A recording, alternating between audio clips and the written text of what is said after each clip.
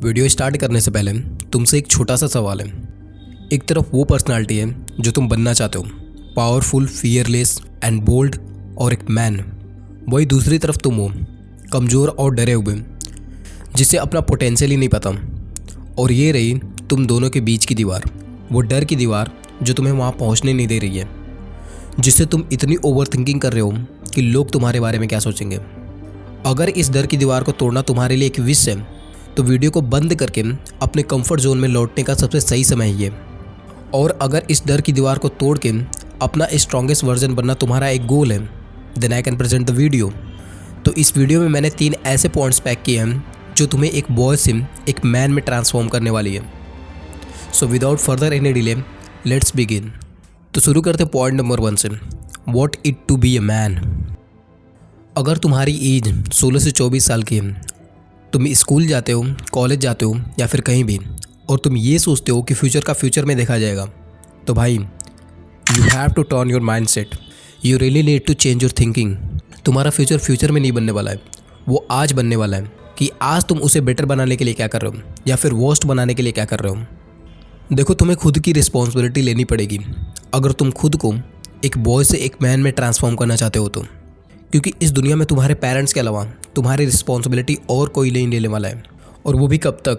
जब तक वो तुम्हारे साथ हैं। जब तक उनकी उम्र नहीं होती, वो हमेशा तुम्हारा सहारा बनते रहेंगे। पर क्या होगा जब तुम एक एडल्ट हो जाओगे, तुम्हारी शादी हो जाएगी, तुम्हारे बच्चे हो जाएंगे। क्योंकि अगर तुम इस बात को अभी नहीं समझते तो आने वाले टाइम में तुम्हारे कंधे पे जो बोझ पड़ने वाला है, तो चीज़ों को मैनेज करना तुम्हारे लिए बहुत ही मुश्किल हो जाएगा। एक सर्वे हुआ था जिसमें लड़कों से पूछा गया था, how many of you will be okay अगर फ्यूचर में तुम्हारी वाइफ जॉब ना करे, पैसे ना कमाए। एंड 93% मैन ने बोला कि उन्हें कोई दिक्कत नहीं है अगर फ्यूचर में उनकी वाइफ जॉब नहीं करती, पैसे नहीं कमाती। लेकिन जब दूसरा सर्वे हुआ जिसमें वुमन से पूछा गया, how many of you will be okay अगर फ्यूचर में तुम्हारे हस्बैंड जॉब नहीं करते, पैसे नहीं कमाते, और आंसर था ओनली 7%। अब फ़र्क नहीं पड़ता ये रिजल्ट तुम्हें अच्छा लगे या बुरा, पर रियलिटी यही है और ये सोसाइटी ऐसे ही काम करती है। देखो, अगर तुम खुद को ट्रांसफॉर्म करना चाहते हो तो तुम्हें ये 4 चीज़ें जाननी पड़ेंगी। तो जिसमें फर्स्ट स्टेप है खुद को ट्रांसफॉर्म करने का, accept your current weaknesses. Transformation का सबसे पहला नियम है खुद का खुद से सामना करना। इसलिए आईने में देखो और पूरी ईमानदारी से अपने आप से वो सवाल पूछो जो तुम्हें आगे नहीं बढ़ने दे रही हैं। क्या तुम बहुत डरते हो? क्या तुम्हारे अंदर सेल्फ डाउट है? क्या तुम्हारे अंदर कॉन्फिडेंस की कमी है? अच्छा, तुम इमेजिन करो कि एक स्कल्प्टर है, वो एक पत्थर के टुकड़े को देख रहा है और तुम वही पत्थर हो, कच्चे और बिना पॉलिश के। लेकिन उस पत्थर के अंदर एक ब्यूटीफुल पर्सनालिटी छुपी हुई है, एक सुंदर आकृति छुपी हुई है। और अपनी कमजोरियों को पहचानना उस पत्थर को आकार देने के लिए हथौड़े का पहला झटका है। तो सबसे पहले अपनी कमजोरियों को पहचानो जो तुम्हें आगे नहीं बढ़ने दे रही हैं। स्टेप 2, तुम उसे विजुलाइज करो जो तुम बनना चाहते हो। मेरी ये रिक्वेस्ट है कि एक पल के लिए तुम अपनी आंखें बंद करो और उस इंसान को विजुलाइज करो जो तुम बनना चाहते हो, कि तुम्हारा आइडियल वर्जन दिखेगा कैसा, कैसे चलेगा, वो कैसे बात करेगा, वो कैसे टफ सिचुएशन में खुद के लिए फाइट करेगा। इस चीज़ को इतनी सटीकता से महसूस करो कि तुम उसे इमेजिन करने लगो। अब ऐसा करना शुरू करो कि तुम पहले ही से वो इंसान हो। वो कॉन्फिडेंटली बोलता है तो तुम भी कॉन्फिडेंटली बोलो। वो फियरलेस है तो तुम भी चीज़ों के आगे कदम बढ़ाओ जो तुम्हें डराती हैं। मुझे पता है ये बदलाव रातों रात नहीं होगा, पर तुम जितना अपने आइडियल वर्जन के गुणों को खुद में लाओगे, वो उतना ही ज़्यादा तुम्हारे पर्सनालिटी का हिस्सा बनती जाएगी। और ये बात याद रखना कि ये दिखावा नहीं है, ये अपनी असली पहचान में कदम रखना है। स्टेप 3, डर के बावजूद काम करो। एक सीक्रेट बताऊं, सबसे पावरफुल इंसान को भी डर लगता है, वो उससे रुकता नहीं है। डर तुम और तुम्हारे स्ट्रॉन्गेस्ट वर्जन की दीवार है, और तुम जब हर बार इस डर के अपोजिट काम कर रहे हो तो तुम उस दीवार को तोड़ रहे हो। Step 4, the last step to be the new version of yourself. अपने पुराने वर्जन से अलग हो जाओ। देखो, एक नया इंसान बनने के लिए तुम्हें उसे छोड़ना होगा जो तुम पहले थे, और ये सबसे हार्ड स्टेप है। पर रियलिटी तो ये है कि तुम वो कभी थे ही नहीं। वो तो बस पुरानी आदतें, डर और तुम्हारे बिलीफ का एक कलेक्शन था। और उससे जाने देने का मतलब है खुद को खोना नहीं है। इसका मतलब है तुम उन परतों को हटा रहे हो जो तुम्हारे काम की नहीं बची अब। पता है, एक बॉय से एक मैन में ट्रांसफॉर्म होने का सबसे जो मेन पॉइंट है जो तुम्हें एक मैन बनाती है, तो वो है मैच्योरिटी। और ये मैच्योरिटी इस बात में है कि तुम अपने लाइफ का डिसीजन लोगों को इम्प्रेस करने के लिए लेते हो, तो तुम लोगों के कंट्रोल में हो। अभी तुम्हारी जो भी एज है, 16, 18, 20, कितने भी साल के, इसे तुम कंपेयर करो अपने कुछ बीते सालों से, तुम्हें खुद में एक बहुत बड़ा फ़र्क दिखेगा।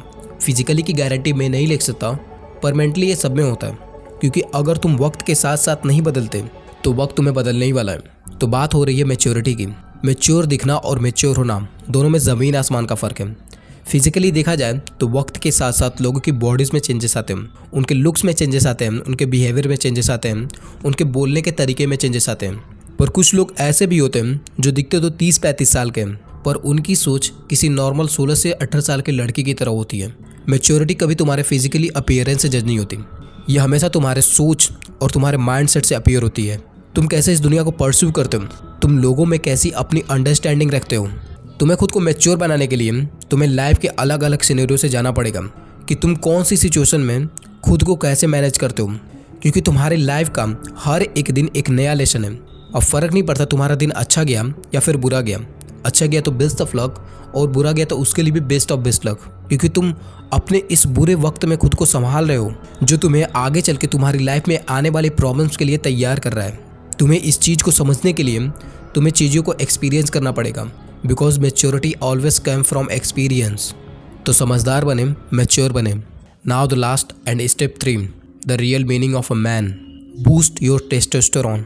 या फिर एक तुम बॉय से एक मैन में ट्रांसफॉर्म होना चाहते हो तो तुम्हें ये जानने की ज़रूरत है कि तुम किस पर्सपेक्टिव से एक मैन कहलाते हो, apart from being sigma male और उस सोशल मीडिया के चुदाव को छोड़ के, कि तुम टफ से टफ सिचुएशन में खुद को कैसे मैनेज करते हो, तुम कैसे सिचुएशन को हैंडल करते हो। जैसे जैसे टाइम के साथ साथ तुम्हारी एज बढ़ती है, तुम्हारी लाइफ में नई नई सिचुएशंस आती हैं, नए इंसिडेंट होते हैं, तुम्हारे ऊपर रिस्पॉन्सिबिलिटीज़ बढ़ने लगती हैं, खुद के साथ साथ दूसरों को भी लेकर।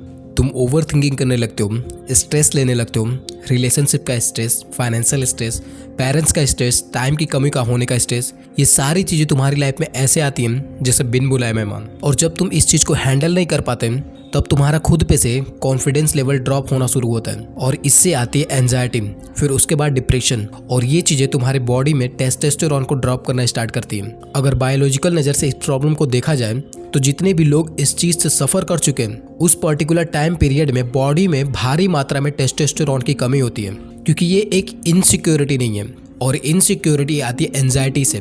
एंजाइटी का सबसे बड़ा कारण है कॉर्टिसोल। ये एक हार्मोन है, और कॉर्टिसोल सबसे ज़्यादा हाई तब होता है जब टेस्टोस्टेरोन लो होता है।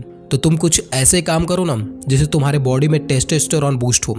अगर ये चीज़ें तुम्हें लाइफ सिखाएगी तो तुम्हारा बहुत वक्त लेने वाली है और तुम्हें बहुत पेन देने वाली है, और इस चीज़ को मैं तुम्हें एक्सपीरियंस से बता रहा हूँ, so you can trust me. तो मैंने तुम्हें ये बता दिया कि तुम इन पॉइंट्स को नोट आउट करके खुद को एक बॉय से एक मैन में ट्रांसफॉर्म कर सकते हो। तो आज के लिए इतना ही, मिलते हैं अगली वीडियो में। तब तक के लिए keep going and keep moving.